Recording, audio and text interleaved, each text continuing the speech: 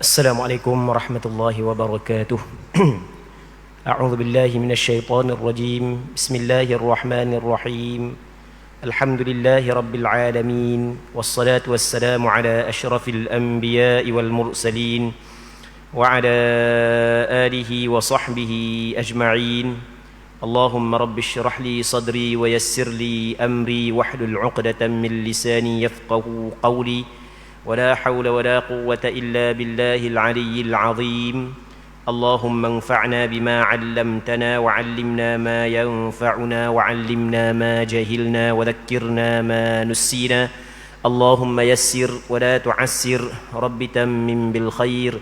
اللهم افتح علينا فتوح العارفين وفقنا توفيق الصالحين. اللهم لا سهل إلا ما جعلته سهلا وأنت تجعل الحزن إذا شئت سهلا. InsyaAllah kita sambung semula pengajian kitab Bulughul Maram yang dikarang dan disusung oleh Al-Imam Al-Hafidh Ibnu Hajar Al-Asqalani rahimahullahu subhanahu wa ta'ala wa nafa'anallahu bi'ulumihi fid daraini amin. Iaitu sebuah kitab yang membincangkan tentang hadis-hadis yang berkait dengan hukum hakam. Kita masih lagi dalam perbincangan berkenaan dengan kitab nikah. Pada minggu lepas kita ada bincang suatu hadis yang panjang yang diriwayat daripada seorang sahabat Rasulullah sallallahu alaihi wasallam yang dikenali sebagai Sahal bin Sa'ad As-Sa'idi radhiyallahu taala anhu, yang mana beliau berkata di zaman Nabi sallallahu alaihi wasallam, ketika Rasulullah sallallahu alaihi wasallam masih lagi hidup, ada satu peristiwa yang mana dalam peristiwa ini ada beberapa hukum yang dapat diambil, iaitu ada seorang perempuan datang berjumpa dengan Nabi sallallahu alaihi wasallam ketika Nabi sallallahu alaihi wasallam duduk bersama dengan sebahagian daripada para sahabat Nabi sallallahu alaihi wasallam. Kemudian perempuan ini kabur kepada Nabi sallallahu alaihi wasallam, Rasulullah, aku mari kepadamu ataupun aku mari pada hari ini adalah untuk aku memberi ataupun untuk aku menyerahkan diriku kepadamu ya Rasulullah untuk dikahwini. Jadi dia mari jumpa dengan Rasulullah, dia kabur kepada Rasulullah, dia mari untuk menyerahkan diri dia kepada Rasulullah agar Rasulullah sallallahu alaihi wasallam mengambilnya sebagai isteri. Kemudian Nabi sallallahu alaihi wasallam memandang kepada perempuan tersebut daripada atas ke bawah. Kemudian Rasulullah sallallahu alaihi wasallam diam. Maka hukum yang pertama kita dapat daripada hadis ini, kita dapat faham daripada hadis ini adalah dibolehkan perempuan menawarkan dirinya kepada seorang lelaki agar lelaki tersebut mengambilnya sebagai isteri. Kerana ada seorang perempuan pernah buat perkara tersebut kepada Nabi sallallahu alaihi wasallam dan Nabi sallallahu alaihi wasallam tidak mencegah dan melarang. Andai kata perkara itu dilarang, salah, maka Rasulullah tidak akan berdiar terhadap perkara mungkar yang berlaku di hadapan Nabi sallallahu alaihi wasallam. Jadi boleh. Jadi kemudian perempuan tu saat ni dia duk tengok lama, duk tunggu jawapan. Rasul tidak bagi jawapan, maka dia pun duduk di situ. Apabila dia duduk, tiba-tiba ada seorang lelaki daripada sahabat Nabi sallallahu alaihi wasallam menawarkan diri. Rasulullah, kalau Rasulullah tak mahu ikambalah. Maka Rasulullah sallallahu alaihi wasallam terus tanya dia, dah muadam dia maha kahwin? Mu balik rumah mu pergi cari maha kahwin. Dia pergi cari-cari tak ada. Dia mari jumpa dengan Rasulullah. Kabur kepada Rasulullah. Rasulullah kata pergi cari, walaupun sebentuk cincin daripada besi.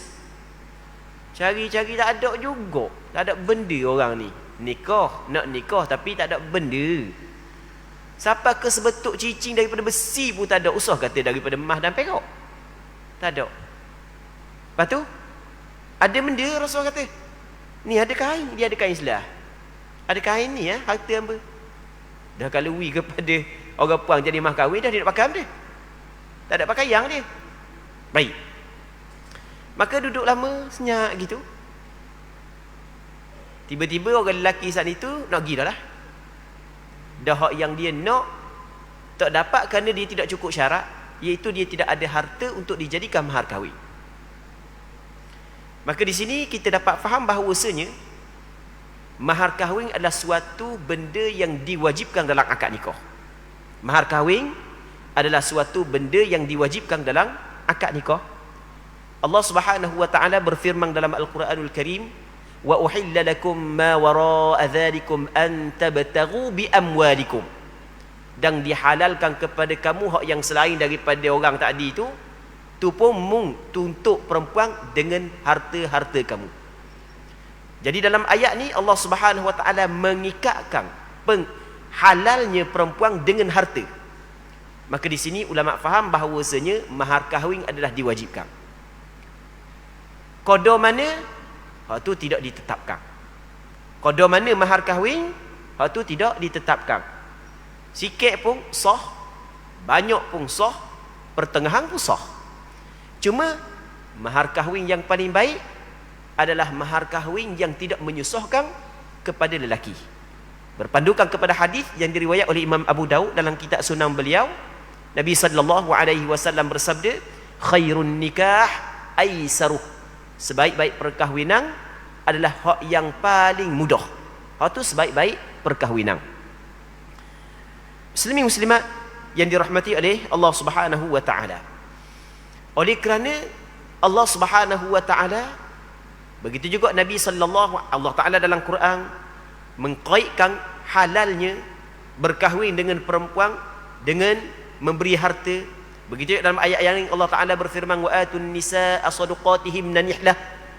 Hendaklah kamu beri kepada perempuan mahar-mahar kahwin mereka itu sebagai pemberian yang penuh dengan kerelaan hati.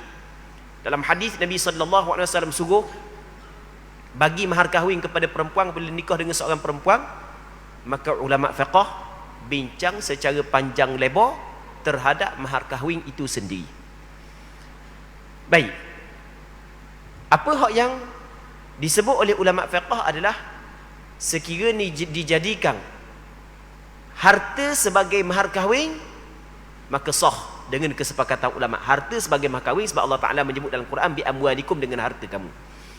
Tapi kalau tidak dijadikan harta sebagai mahar kahwin, sebagai contoh bukan harta tapi kita khidmat. Ada pekerjaan, contoh orang puang tu ada kebun.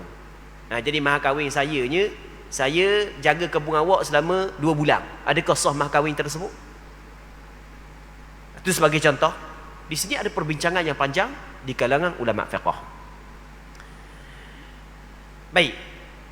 Mengikut pandangan mazhab Imam Syafi'i, mahar kahwin ini sah dengan harta dan dengan manfaat. Bukan hanya harta saja, bahkan dengan manfaat juga sah. Baik, kita pergi lagi. Lepas daripada tu, apabila orang lelaki tu bangun nak pergi dah, maka Rasul panggil semula. Rasul panggil dia. Rasulullah sallallahu alaihi wasallam tanya dia, "Mu ada ingat Quran ke tak? Mu ada ingat Quran ke tak?" Kata orang lelaki tu, ada ingat. Ingat sungguh ke? Dia kata dia ingat sungguh lah. Baik. Maka kata Nabi sallallahu alaihi wasallam, "Aku kahwin kamu dengan perempuan ini dengan apa ataupun Quran hak yang ada pada di dalam dirimu tu, dalam hatimu."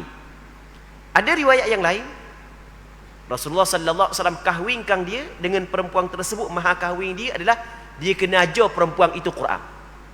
Dia kena ajar perempuan itu Al-Quran.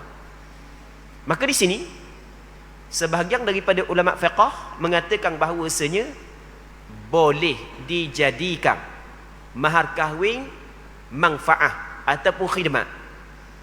Jadi orang lelaki itu ingat Quran, mahar kahwin dia ajar bini dia Quran sebanyak 10 juzuk, ataupun ajar bini dia Al-Quran sebanyak selama sebulan.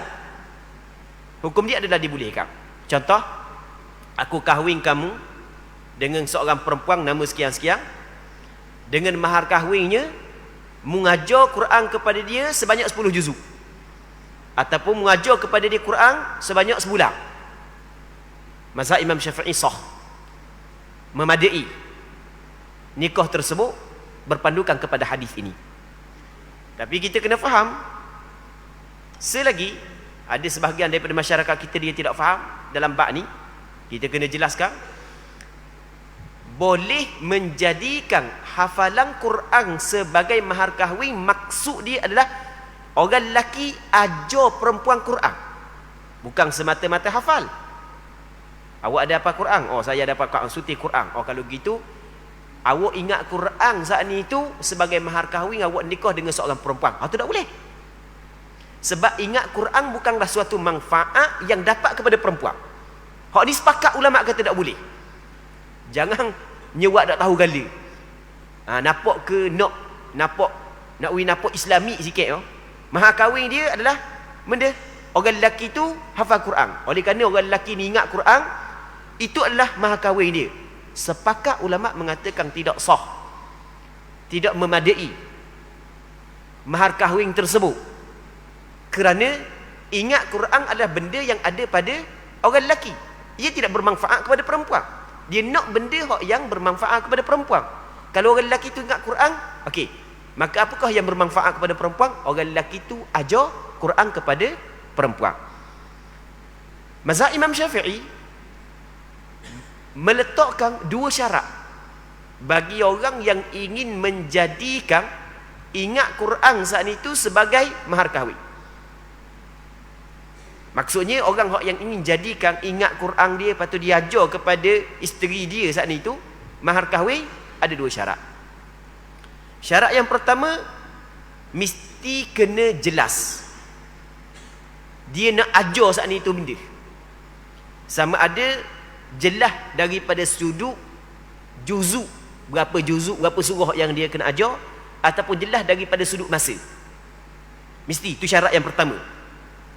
Aku kahwin kamu dengan seorang perempuan, mahar kahwin dia adalah mengajar perempuan ini juzuk yang pertama hingga juzuk yang ke-10 Quran, ataupun mengajar perempuan ni beberapa surah daripada Quran, mesti kena tahu. Ataupun mengajar perempuan ni Quran dalam tempoh 3 bulan, tetapkan masa, ataupun tetapkan berapa juzuk, berapa surah. Itu syarat yang pertama. Syarat yang kedua adalah qada yang diajarkan saat itu ada bebanang. Ada bebanang kepada lelaki. Kalau tak ada bebanang, sebagai contoh, sikit aja surah Al-Fatihah, hak yang orang tu tinggal ghairil maghdubi alaihim waladdallin je dah ingat, hak lain ingat belaka, maka hak tu tidak ada bebanang, maka tidak memadai. Dua syarat. Syarat yang pertama, mesti kena tetapkan kadar orang yang nak ajar atau waktu. Syarat yang kedua, mesti hak yang diajar saat itu ada bebanang kepada orang lelaki. Barulah sah menjadikan ajar kepada perempuan Quran sebagai mahar kahwin. Dan bertegaskan sekali lagi, menjadikan ingat Quran kepada lelaki sebagai mahar kahwin, tidak ada ulama yang mengatakan sah.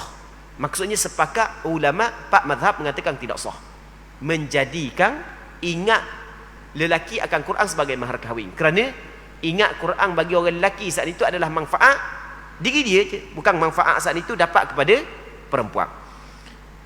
Muslimin muslimat yang dirahmati oleh Allah Subhanahu wa taala. Seterusnya daripada Amir bin Abdullah bin Az-Zubair, daripada ayahnya, bahawasanya Rasulullah sallallahu alaihi wasallam bersabda, a'linun nikah, umumkanlah pernikahan itu. Hadis ini diriwayatkan oleh Imam Ahmad bin Hanbal dan disahihkan oleh Imam Hakim An-Naisaburi. Muslimin muslimat yang dirahmati oleh Allah Subhanahu wa taala. Dalam hadis ni Nabi sallallahu alaihi wasallam bersabda, hendaklah kamu hebohkan pernikahan. Maka ulama di dalam memahami hadis hebohkan pernikahan, ulama ada dua pandangan. Pandangan yang pertama, ulama berpandangan bahawasanya menghebohkan pernikahan hukum dia adalah wajib. Sebagian ulama mengatakan menghebohkan pernikahan hukum dia adalah wajib. Ini sebahagian ulama. Cuma menghebohkan pernikahan, hak yang kata wajib, sekadar ada dua orang saksi. Sekadar ada dua orang saksi. Jadi sudah cukup untuk dikatakan menghebohkan perkahwinan. Bukan hanya lelaki dan perempuan, wali dia sahaja yang mengetahui akad perkahwinan tersebut.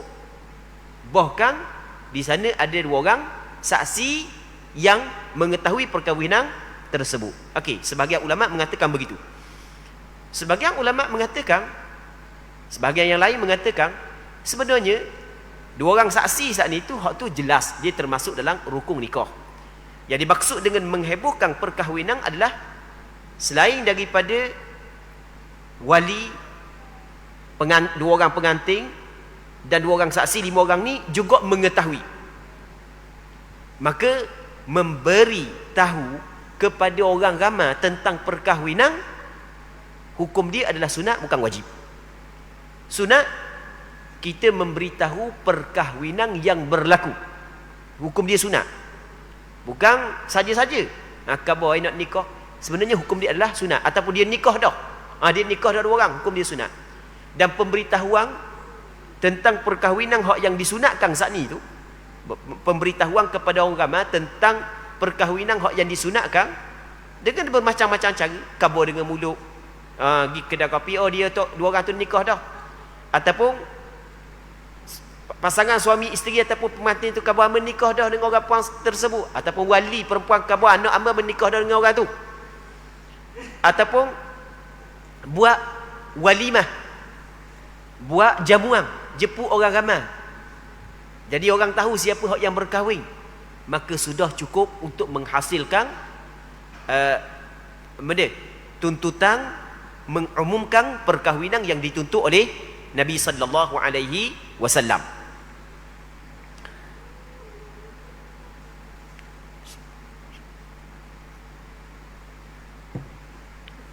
Seterusnya, katanya daripada Abi Burdah bin Abi Musa, daripada ayahnya, beliau berkata, Rasulullah sallallahu alaihi wasallam bersabda, la nikaha illa biwali. Maksudnya tidak ada nikah, tidak ada perkahwinan melainkan melalui wali. Tidak ada perkahwinan melainkan melalui wali, menurut pandangan majoriti ulama adalah tidak sah perkahwinan melainkan melalui wali. Itu menurut pandangan majoriti ulama. Majoriti ulama memasukkan wali di dalam rukun nikah. Andai kata wali tidak mengahwinkan perempuan tersebut, maka tidak sah perkahwinan itu. Bagaimana wali tidak mengahwinkan perempuan itu? Perempuan yang mengahwinkan diri dia sendiri, dia kenang kepada seorang lelaki, ada dua orang saksi lelaki, dia pun khabar kepada orang lelaki itu, aku kahwinkan diri aku kepadamu. Orang lelaki itu kata aku terima, maka tidak sah perkahwinan itu menurut pandangan majoriti ulama. Kerana Nabi sallallahu alaihi wasallam menyebut la nikaha illa biwali, tidak ada perkahwinan melainkan dengan wali. Namun di sana ada pandangan segelintir ulama fiqh. Antaranya adalah Imam Abu Hanifah, Imam Zufar, anak murid kepada ataupun ulama besar dalam mazhab Hanafi, Imam Hasan bin Ziyad, juga ulama besar dalam mazhab Hanafi. Dan riwayat yang zahir daripada pandangan Abi Yusuf, anak murid kepada Imam Abu Hanifah, ni ulama-ulama besar saja, dan semua tokoh-tokoh ulama dalam mazhab Hanafi, yang mana mereka berpandangan bahawasanya perempuan hak yang baligh, hak yang cerdik, boleh dia mengahwinkan diri dia sendiri. Itu mengikut pandangan Imam Abu Hanifah. Imam Abu Hanifah Begitu juga sebahagian ulama dalam mazhab Hanafi, mereka berpandangan bahawasanya perempuan hak yang balik, hak yang cerdik, dia boleh kahwinkan diri dia dengan lelaki hak yang sekupu dengan dia, hak yang setaraf, tanpa melalui wali. Maksudnya sah perkahwinan tersebut walaupun tanpa melalui wali, sah. Itu atas pandangan mazhab Hanafi. Tapi majoriti ulama tidak membenarkan, kerana berdasarkan kepada hadis la nikaha illa biwali, tidak ada nikah melainkan dengan wali. Dan hadis yang berikutnya, Nabi sallallahu alaihi wasallam bersabda daripada Aisyah, Rasulullah sallallahu alaihi wasallam bersabda, ayyuma imra'atin nakahat bighairi idzni waliha fanikahuha batil fa in dakhala biha falahal mahru bimastahalla min farjiha fa in ishtajaru fasultanu waliyyu man la waliyalah. Siapa pun wanita yang menikah tanpa izin walinya, maka nikahnya batil, nikahnya tak jadi. Mana-mana wanita, mana-mana perempuan yang berkahwin tanpa izin daripada wali dia, nikah dia tak jadi. Jadi majoriti ulama, termasuklah mazhab Syafi'i, mazhab Maliki, mazhab Hanbali, mereka berpandangan bahawasanya tidak sah perempuan berkahwin tanpa izin daripada wali, mesti daripada wali. Dan wali ni siapa wali? Wali yang pertama ayah dia. Kalau tak ada ayah, Tok Ki ni datuk sebelah ayah, ayah kepada ayah, ke atas. Lepas tu kalau tak ada, pergi kepada adik-beradik lelaki seibu sebapa. Kalau tak ada, pergi kepada adik-beradik lelaki sebapa. Tak ada, pergi kepada anak lelaki, kepada adik-beradik lelaki seibu sebapa. Maksudnya anak dara, tapi ayah dia dengan perempuan tu adalah adik-beradik seibu sebapa. Kalau tak ada juga, anak lelaki kepada adik-beradik lelaki sebapa. Kalau tak ada juga, pergi kepada pak saudara sebelah ayah hak yang seibu sebapa dengan ayah dia. Kalau tak ada juga, pergi kepada pak saudara sebelah ayah hak yang sebapa dengan ayah dia. Kalau tak ada juga, barulah pergi ke sepupu. Tapi sepupu anak lelaki kepada pak saudara hak sebelah ayah hak seibu sebapa dengan ayah dia. Kalau tak ada, barulah pergi kepada anak lelaki kepada pak saudara sebelah ayah hak yang sebapa dengan ayah dia. Okey, tu susunan wali. Yang pertamanya ayah, yang keduanya Tok Ki, tapi kena ingat Tok Ki sebelah ayah, ayah kepada ayah. Dua. Yang ketiganya adalah adik-beradik lelaki seibu sebapa. Ya, adik-beradik lelaki seibu sebapa ni dia tidak syarat hak solong ke, hak bosu ke, hak tengah dah. Asal kata adik-beradik lelaki seibu sebapa, boleh belaka hak mana. Nak ambil abang pun tak apa, nak ambil hak nombor 2 pun tak apa, hak nombor 3 pun tak apa, nak ambil hak adik pun tak apa. Tapi mesti kena cukup syarat-syarat dia lah. Mesti kena berakal, mesti kena balik, mesti kena Islam. Ada syarat-syarat dia. Mesti kena adal ataupun adil, mengikut pandangan sebahagian daripada ulama fiqh. Ada syarat-syarat dia.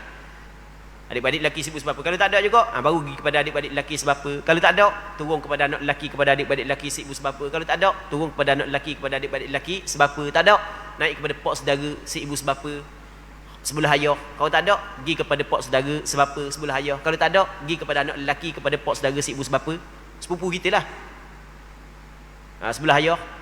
Kalau tak ada, barulah pergi kepada anak lelaki kepada pak saudara sebapa sebelah ayah. Baik, muslimin muslimat yang dirahmati oleh Allah Subhanahu wa taala. Jadi orang puang nak nikah mesti melalui wali. Yang mana dalam hadis yang kita baca saat ni, kata Rasulullah, mana-mana perempuan yang berkahwin tanpa izin walinya. Rasul kata tanpa izin. Kenapa Rasul kata tanpa izin? Kerana dalam bab wali ni, boleh wali sendiri yang kahwinkan perempuan, dan boleh wali mewakilkan orang lain untuk kahwinkan perempuan. Perkataan bighairi izni waliha, tanpa izin walinya nikah jadi batil. Jadi bermakna kalau ada izin daripada wali dan cukup pula rukun-rukun dan syarat-syarat yang lain, maka sah perkahwinan tersebut. Izin wali dia lain daripada wali sendiri hak yang nikah. Perkataan izin wali dua. Yang pertamanya wali sendiri hak yang kahwinkan perempuan tersebut. Yang keduanya wali mewakilkan kepada orang lain supaya kahwinkan perempuan itu. Cuma kalau bab wali wakil kepada orang lain, supaya kahwinkan anak dia, maka dia ada pula perbincangan. Perbincangan lagu mana? Hak yang disebut oleh ulama fiqh. Baik. Wali hak yang hadir di dalam majlis akad perkahwinan itu, apabila dia wakil kepada orang lain, contoh diwakil kepada tu imam untuk menjadi wali. Awak tolong nikah anak saya Baik. Maka wali itu dia tidak boleh jadi saksi. Maka perkataan tidak boleh jadi saksi kena faham molek. Ada sebahagian orang dia tak faham dia ada dah wali wakidah, dia pun kena yambak wali jangan duduk dalam majlis itu. Sebab wali tak boleh jadi saksi. Kena ambak wali, kena tubik. Dah wali wakil, dia tak boleh duduk dalam majlis itu. Itu tak kena. Itu tak betul. Hak betul lagu mana? Wali saat itu tidak boleh menjadi saksi. Kan rukun nikah, yang pertama perempuan, yang keduanya pengantin, yang ketiganya wali, yang keempat, yang kelima adalah orang saksi. Jadi ketika wali mewakilkan kepada orang lain, wali itu tidak boleh menjadi saksi. Tapi bukanlah bermakna dia tidak boleh hadir dalam majlis tersebut.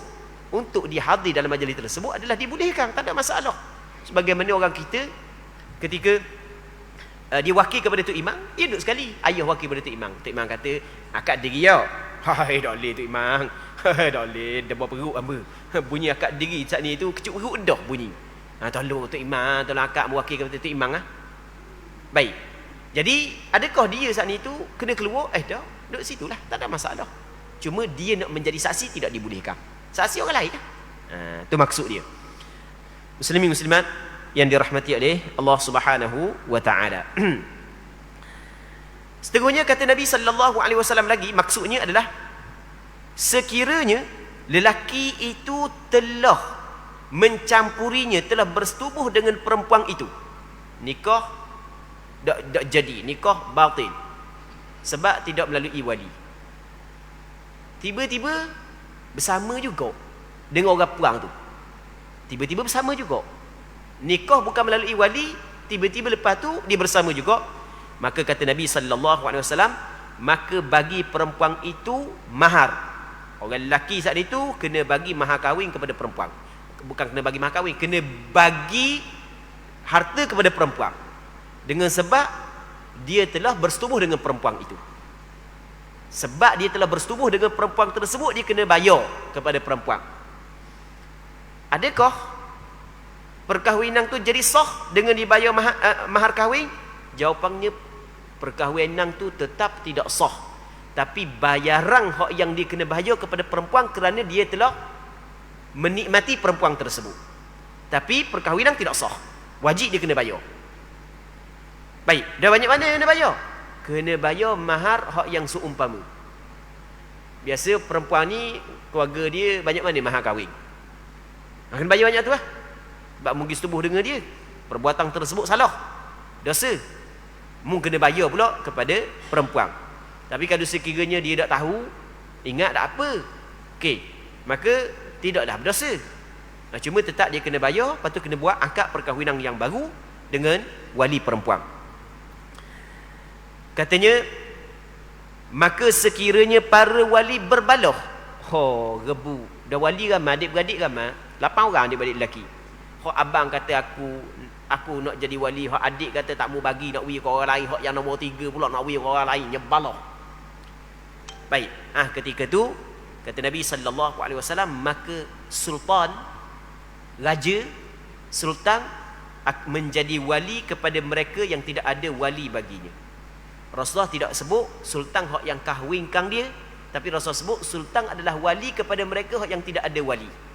Maksudnya Rasulullah kabur hukum secara umum. Ketika berlaku perbalahan gitu gini-gini di antara wali, maka serah kepada sultan hak yang kahwinkan dia. Bukan setakat bab tu saja, bahkan setiap perempuan yang tidak mempunyai wali, maka hak yang kahwinkan dia adalah sultan. Sebagai contoh, perempuan hak yang tidak mempunyai wali, sebagai contoh adalah anak hak yang tidak sah taraf. Jadi anak perempuan hak yang dilahirkan daripada hasil zina dan seumpamanya, nasallallahu alaihi wal afiyah, yang tidak sabit nasab dia kepada ayah dia, maka siapakah wali dia? Wali dia adalah sultan. Wali dia adalah raja. Baik. Jadi kena minta minta izin daripada sultan untuk mengahwinkan perempuan tersebut. Muslimin muslimat yang dirahmati oleh Allah Subhanahu wa taala.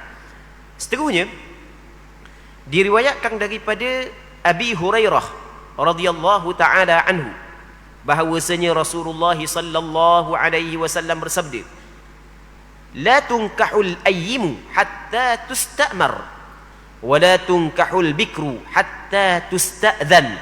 Qalu ya Rasulullah wa kaifa idhnuha? Qala an taskut.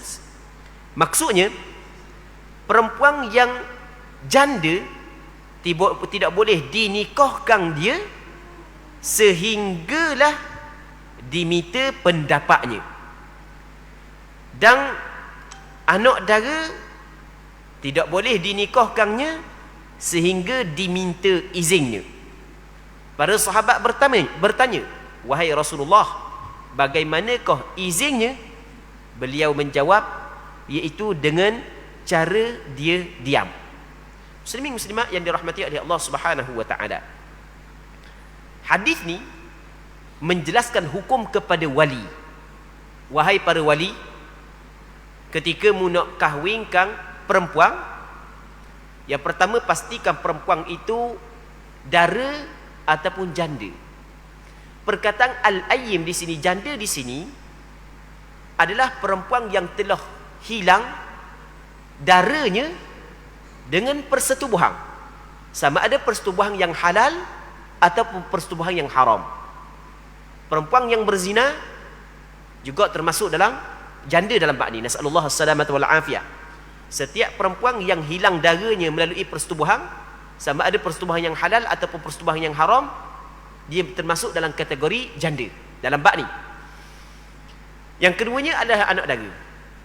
Jadi Rasulullah bagi penekanan kepada wali, ketika mu nak kahwinkan anak perempuanmu ataupun beradik perempuanmu, maka bagi perempuan hak yang telah janda mesti kena berbincang dengan dia.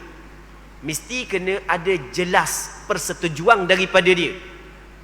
Biar dia ada jelas, ha ya, ha no, biar jelas lagu tu. Manakala anak dara ni hanya sekadar minta izin, dan cukup izin dia senyap, khabar je. Muslimin muslimat yang dirahmati oleh Allah Subhanahu wa taala. Ulama fiqh meletakkan hukum wali dia tak boleh, haram wali kahwinkan anak perempuan dia ke, adik-beradik perempuan dia ke, hak yang telah janda, melainkan mesti kena berbincang terlebih dahulu. Mesti kena berbincang.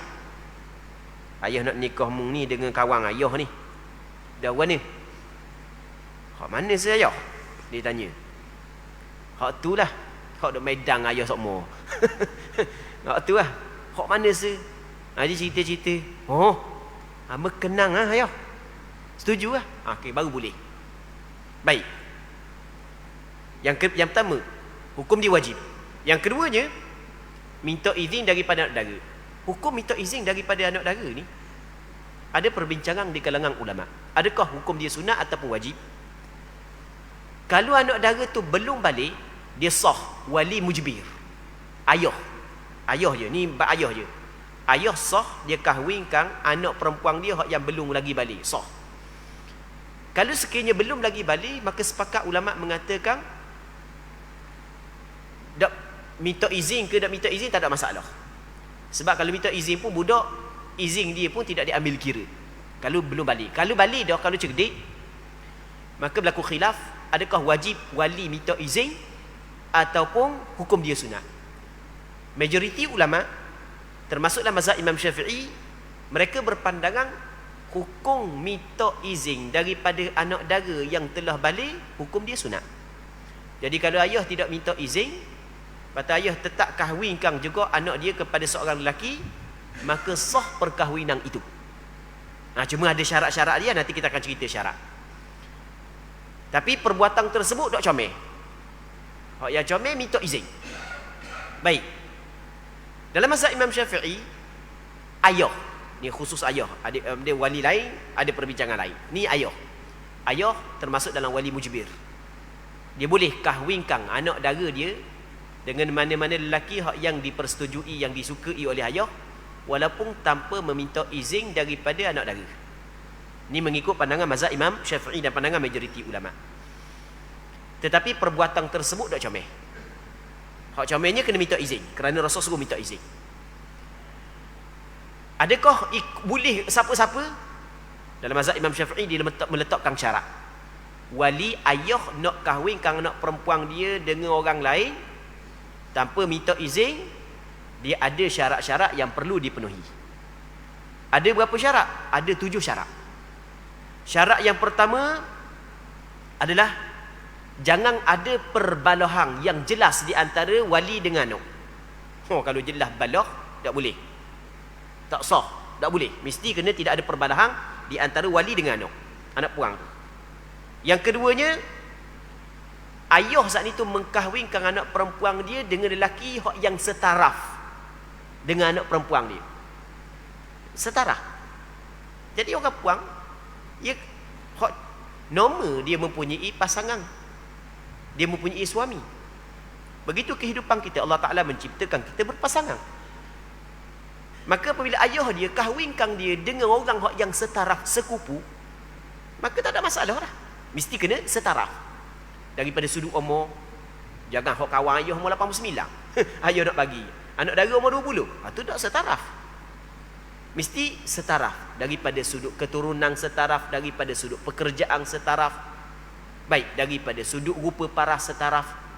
Mesti kena setaraf. Okey, 2. Yang ketiganya, yang disebut oleh ulama, mesti kena kahwinkan perempuan tersebut, anak dara dia, dengan mahar mithil. Mahar mithil ni mahar seumpama, jangan murah.